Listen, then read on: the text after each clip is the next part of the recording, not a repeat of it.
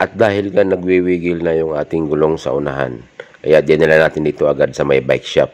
At pagdating ko nga dito, binaklas agad ni Kuya at sinabi niya na sira na daw yung bearing, kailangan daw palitan. Kaya ito, pumunta tayo dito sa may Gituan at ito pala yung papuntang Kugyo na way at ito naman yung papuntang Masinag.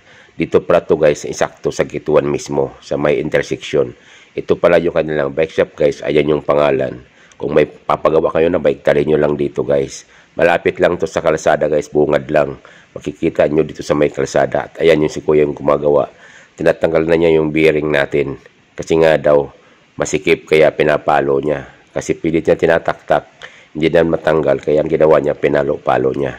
At kaya nga pala guys, habang naghihintay tayo rito, nanonood tayo kung paano binabaklas yung ating bearing doon sa ating hub. Kaya guys, kung magkapagawa kayo, punta lang kayo rito sa may Gituan. Ayan, malapit lang to guys. Dito lang to sa may gilid ng kalsada.